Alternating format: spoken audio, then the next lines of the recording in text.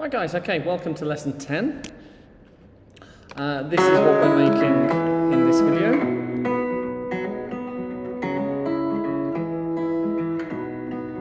Something like that, okay. So we've got some Suzannes, we've got a camera, and let me turn the sound off. And we have an empty here, the empty moves, we have our camera in an empty, and they both move.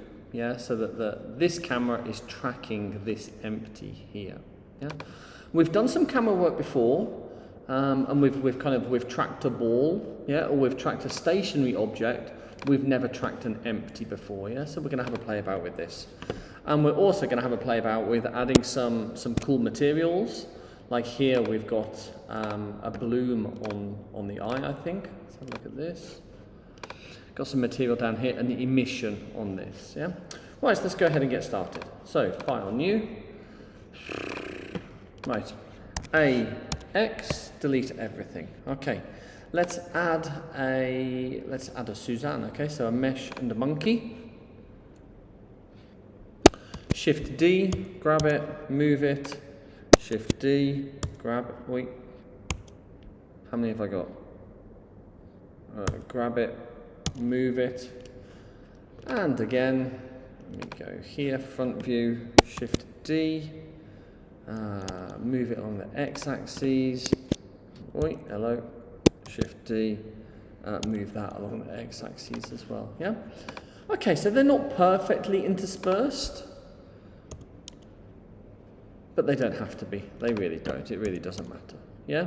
And if you want more than 5, you can have more than 5. If you just want a couple, you can have a couple. That's okay. Yeah, I really don't care. Right, so let's add some materials first. Well, first of all, actually, let's go ahead and save this. Let's save this as lesson 10.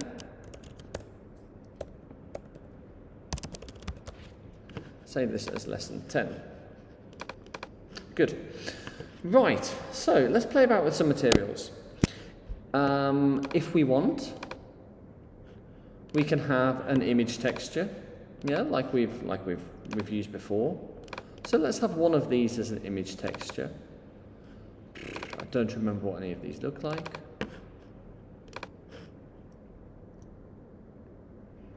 Yeah, we've got no lighting, so it's quite difficult to see. So maybe the first thing to do is let's go ahead and add a light. Let's add an area light. Let's grab that, move that up on the Z-axis. An area light. It's not going to be square, it's going to be rectangular. It's going to be, well, I don't know, 20 meters. Is that too big?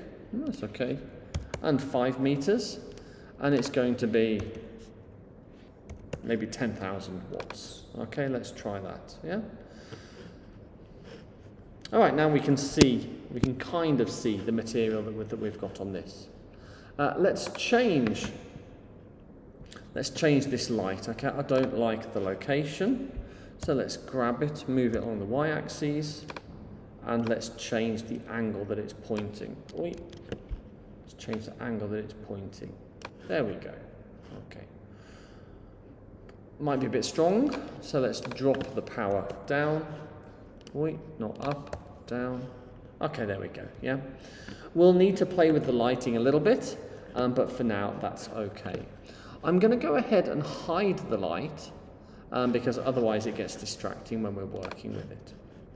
Okay, let's have a look at our second Suzanne. I'm going to add a new material. This one, I'm just going to add a deep red. Just use nodes, just a nice simple deep red. I'm going to make this nice and metallic. Yeah, there we go. This one, let's change the color of the eyes, okay? Well, first of all, let's give it a simple color.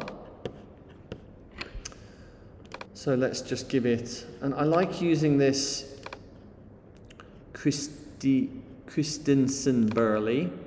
This can give us some nice cool effects. But we need to go into material preview. If we bring the sheen up, I think that makes it look quite nice. And we've already seen, if we play with the metallic, that makes it look quite cool. If we drop the roughness down, we get quite a nice texture. Yeah. Right, so let's change the color of the eyes. So we need to go into edit mode. And we can see that we've got all of these vertexes. Yeah? Now we need to be on face select here, and we're going to select the eyes. I'm going to hold down shift, selecting the eyes, same here. Yeah. And for this material, I want to delete that material. Okay, I want to add a new material. New.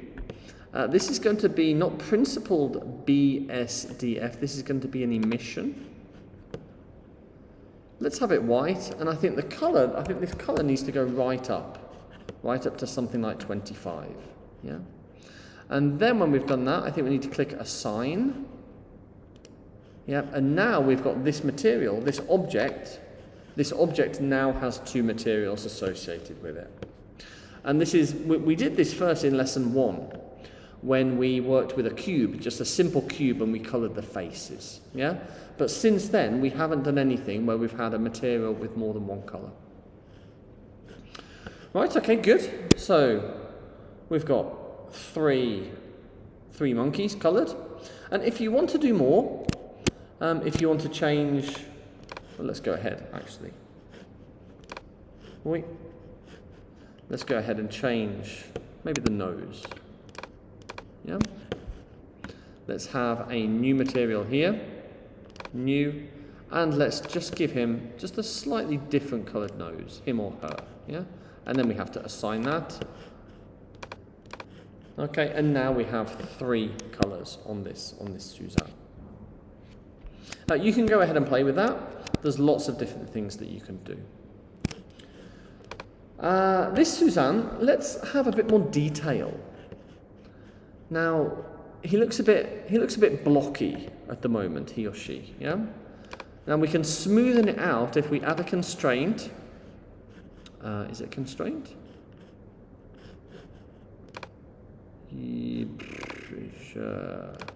If we add a modifier, if we add a subsurface modifier, yeah, and suddenly it starts to look less blocky. Yeah, we don't need to change any details. We just need to add that modify, click apply, and we are done. We can add a material, new material. I found that if you play with transmission, then you get a kind of see-through effect. Yeah, which is kind of quite cool. And we can have it a kind of yellow. Yeah, so playing with the transmission down here can give us a nice effect. If we change the metallic, yeah, the roughness, oh, okay, kind of blocky. Not sure about that, but that's okay. Yeah. And let's have one more. Maybe let's just leave this guy like that. No, let's have an image texture on this one, yeah? Again, guys, you can do anything you want, yeah? It's really up to you. It's really just about playing about with materials and finding something that you're happy with. Yeah? No, okay. Let's turn my light on so that we can see. Yeah, okay, that's a nice brown. And here we can see that the eyes are glowing quite nicely. Right. Okay, so we've done something like that. Now let's go ahead and do some camera work. Yeah. So I'm going to add a curve. I'm going to add a Bezier curve. I'm going to press N. I need to straighten it up because by default it is a little bit curved. So I'm going to straighten it up on the y-axis, and I'm going to make it longer here. Okay, it doesn't need to be 20 meters. I want it to start here, and I want it to finish about here. So whatever that is, yeah, about 15 meters. Okay. We need an empty cube, and our empty cube is going to start here, and it's going to move along here. Yeah. Now let's rename these. We've got our Bezier curve. Let's click and rename this. So this is going to be our Suzanne line, and this empty is going to be our Suzanne empty. Yeah. The Suzanne empty, we need some constraints. It's going to follow, and it's going to follow our Suzanne line. Yeah. And we want a keyframe. Now I'm going to come ahead to about, right, let's do this. Let's change this to about 300. You can change it to whatever you want, but 300 is nice. I want it to start moving. I want this empty to start moving at about frame 20. So at frame 20, I'll have a keyframe here. I need to change these to -z and to y. Don't ask me why, but we do. So at -20, it's going to start moving, and then at 280, it's going to get to its resting position, which is -100. Okay, so I want to finish position there. And if we go back and if we press play, okay, at frame 20, it starts moving, and it starts moving along our line. It gets to there and it stops. Okay, very good. Right, now, basically, we need the same again, but we need it kind of here for our camera. Yeah. So let's go ahead, let's add another curve. Bezier curve. Let's grab it, move it along the y-axis, and let's straighten it out so that it is a curve. Now, so that it is a straight line. This was 15 meters. This I want to be a bit longer, so this is going to be 20 meters. I need to add an empty cube. Now let's rename these. This is our camera line, and this is our camera empty. So far, so good. Let's go ahead now and let's add a camera. You can't see it because it's kind of hiding. Let's reset it using Option G, Option R. And with the camera selected, hold down Shift, click on the empty, and let's parent these together. Okay, parent this object. Okay, now we'll see that we've got these two objects parented. Now, it's not going to be our camera that's going to follow the line, it's going to be our empty that's going to follow the line. So this is a little bit different to maybe how we've done it in the past. Yeah? And there are some benefits to doing this. So, with our empty, our camera empty selected, it's going to follow the path, done, done, and it's going to follow our camera line, and there it goes. Yeah. Now our camera is in here because we've parented them. So our camera, we need a constraint here. Our camera is going to track to, and it's going to track to our Suzanne empty. Yeah. Now,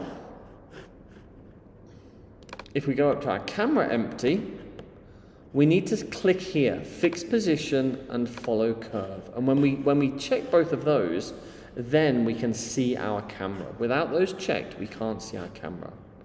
And we can now have a look in camera view. Very good. Yeah. Right, at frame 1, we want a keyframe here. And the last frame, frame 300, we're going to move this all the way, and we're going to have a keyframe there. So this empty has 2 keyframes, one at the very start and one at the very end. And this empty has 2 keyframes, one after 20 frames and one 20 frames before the end. Yeah? Again, yours might be a little bit different, that's fine, doesn't matter. You might have a different number of Suzannes with different materials, that's fine, it doesn't matter. Yeah? But what is important is that we've got a camera in an empty that's following an empty.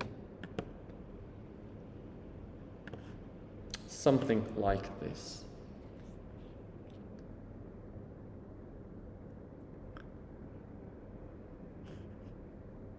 Good. Right, now there's a couple more things. I'm going to add some music to this. So I'm going to click down here, go to video sequencer. I'm going to add, and I'm going to add some sound. The sounds are in my Blender assets. Yeah, I've added some audio. I don't remember what these look like or what these sound like, but I'm just going to pick one. Forest, sounds nice. When I've added that, I'm going to go back to my timeline. Now if I press play, I get some audio. Okay, so that's fine. Now, I want to do more stuff with this Suzanne. I want to snap some things onto their head. Yeah, we're going to need snapping quite a lot as we move through this course, so we need to get used to it now. Yeah, so let's go ahead and add a cone, and I'll show you what I mean. Yeah, let's scale that. Let's scale that down. And let's grab it and move it up on the Z axis. Okay, so now we have a cone, nice and simple. What we can see, if I can get the front view, we can see that this origin point is kind of in the middle. Yeah, I would say it's a little bit higher than the middle, but I guess it is pretty much in the middle. We're going to turn on snapping, and we're going to turn it on with face, project, center, and we need this align rotation to target. And when we've done that, if we grab it, it kind of snaps and it kind of rotates. Yeah? But what we see is that we lose half of the cone because of this point of origin. Yeah? So it does snap and it's kind of useful, it's kind of cool. But we lose half of the object. Here we can see half of it, we can see that the base of it, that we can't see because it's in Suzanne's head. Yeah. Now we can add materials and we can do all this jazz. Yeah, but we've lost half of the thing. So how to fix that? Let me delete that object and we will have a look. So we're going to add a cone, scale it down. Grab it, move it up.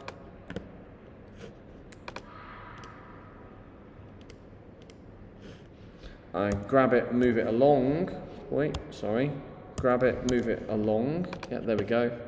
Now we need to move this point of origin down so that we don't lose half of the object when it goes into Suzanne. So object, set origin to geometry. Okay, so object, set origin to geometry. Yeah. Now, before I do that, I'm going to make some copies of it. Put a copy there, put a copy there. Now, I've got snapping turned on, face, project, center, align, rotation to target. This we don't need to change. And now, when we grab it, it should snap automatically, and we shouldn't lose any of it in Suzanne's head. Yeah. Grab it. There we go. Now that we've done that, we can give each of these a new material. We can give it a different color. And if we increase the transmission, we also get this kind of jelly-like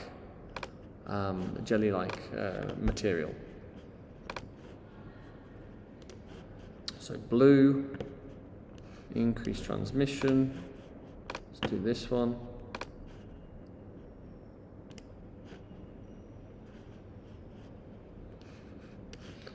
Okay, now they don't quite look the same, so what's the difference here?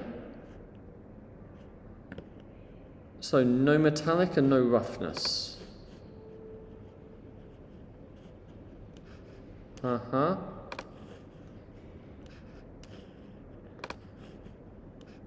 Okay, it's just about playing around, guys, and just seeing what material works for you, seeing what you like.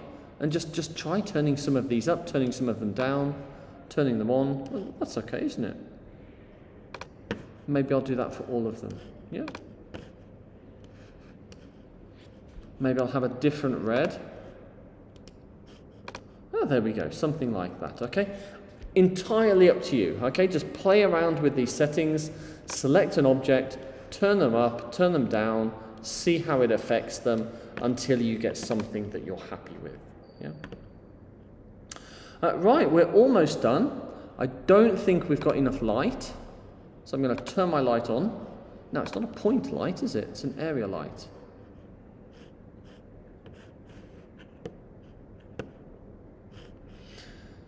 I might need some more lights, so let me Shift D that.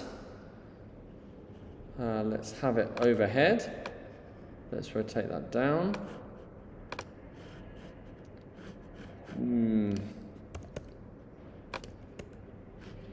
Play with those, grab that, move it along a little bit. Okay, that's not quite centered, doesn't have to be perfect.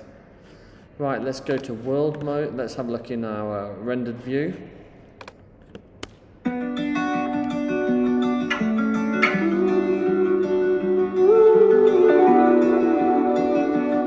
Not a very nice texture. Yeah. This looks nicer.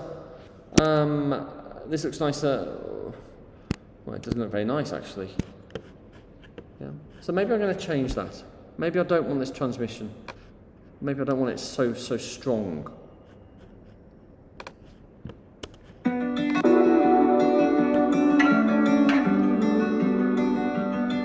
Something like that, okay? It's not perfect, but it's okay, yeah?